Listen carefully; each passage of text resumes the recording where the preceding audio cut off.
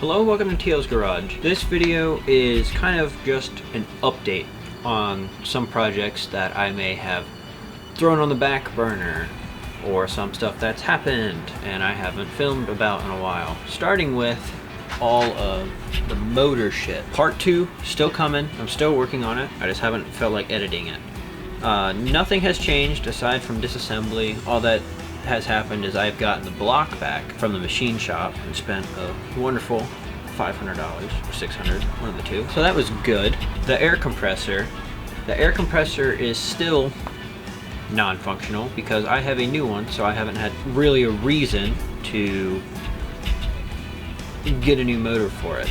Now, for my new air compressor, it is a dual hookup, so I am using the hoses from it as well. The cooling system, which is the latest video that I posted as of this recording, because I'm still working on the four-wheeler, which will be done tomorrow. Funny how timelines align.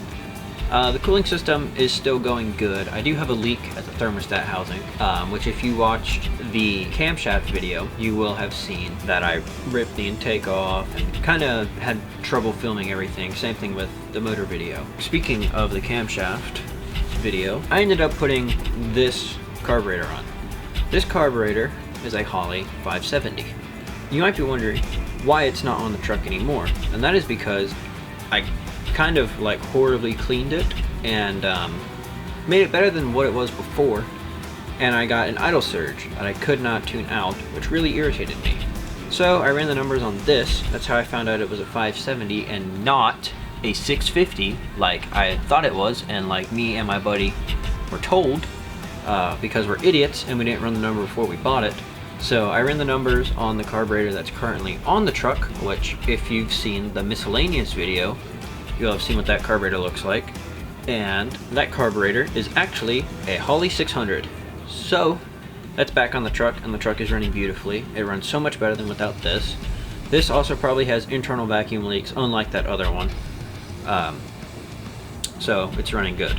And with the cooling system, my electronic fan that you saw me put on the front has stopped working, so I will have to troubleshoot that and figure that out. I'll probably do that off camera. The generator is still out, even though the winter storms are all past. I just have it out. It's still got 5 gallons of gas in it.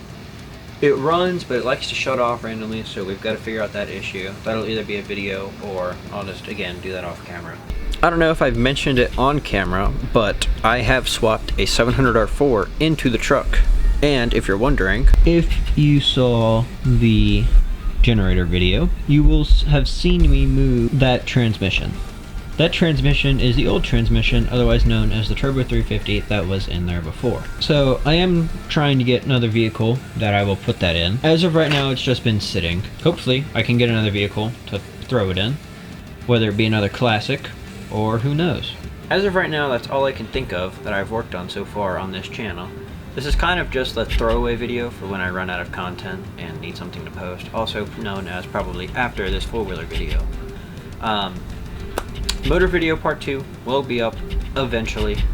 One thing that we will talk about though, the camshaft failure or lifter failure that I had, which resulted into the camshaft video. So here is the old cam itself, and from a notice's glance, you might think, well, I mean, it's not too bad. It's got a couple good wear marks on it.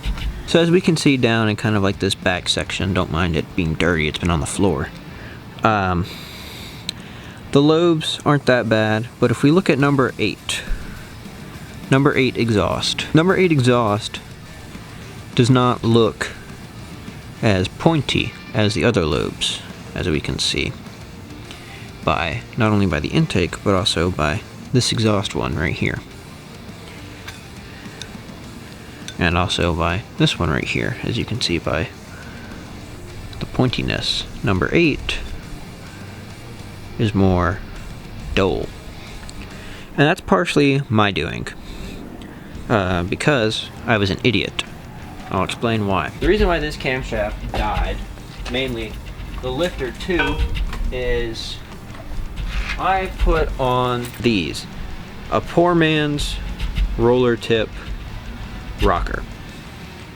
And the reason that it failed is because this little swivel bit, which goes, if you don't know how poor man rockers work, goes inside of this opening.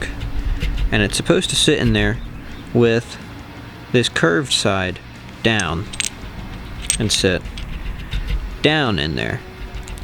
Kind of, no, yes, like that.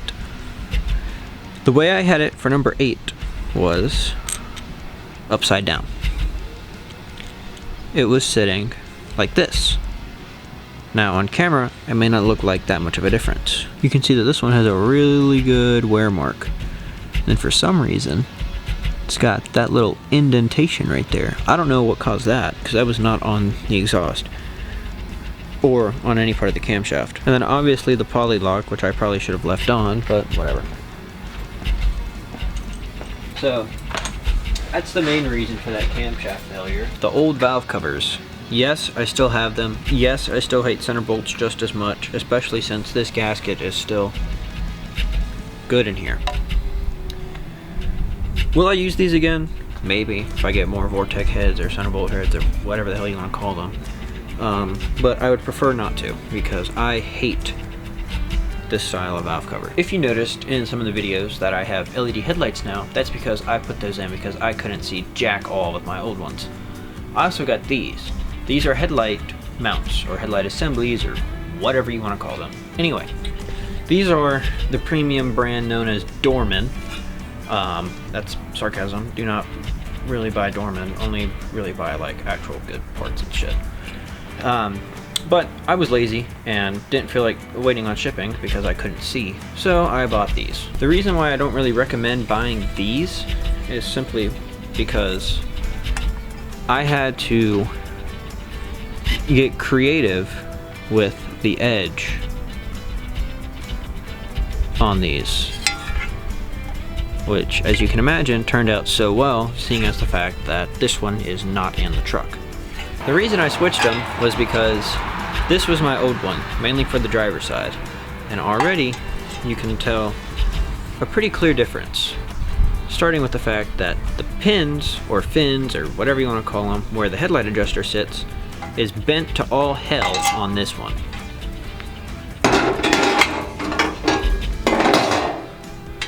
And as you can see, they are not exactly the strongest. So much so that I can move them with my hand. And basically, when I was tightening the headlight adjusters, it was bending this back, making it to where no headlight adjustment was happening. So I trashed this. That was a lot louder than I thought it would be. I only did the driver's side because I did not want to kill myself doing the passenger side. I've also put rock lights on the truck, which you probably also saw in the generator video when I was going to get gas. I did that because I wanted a spaceship look. Moving on, the LED taillights and turn signals are still working good.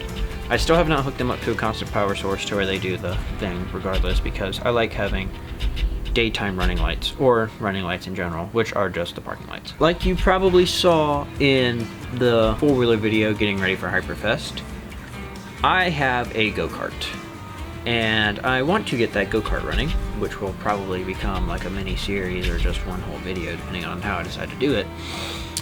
But I need a lot of parts. I have 3 motors that I could put on it, so not limited by options. If I get a live axle for the back, that's already one step closer. Then we get to learn how to weld together, and we will be relocating the steering to the center, getting different tire rods, hopefully getting different tires, because the tires on that are terrible and I only have 3 of them.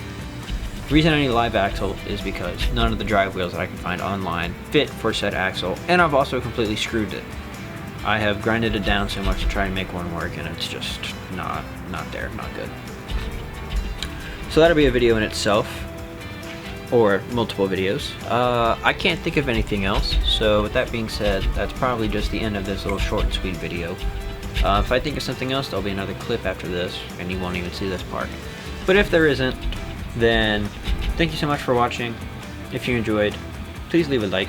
If you want to see more of what I do, as well as see what projects I am talking about, you can check out the channel. If you enjoy what I do and like what I'm doing, hit that subscribe button, helps me out a lot. We are so close to 100 subscribers. I know it's not a lot compared to most people like, oh, it's 1,000, but hey, if I had 100 people come up to me and be like, yo, I like your videos, that'd be sick.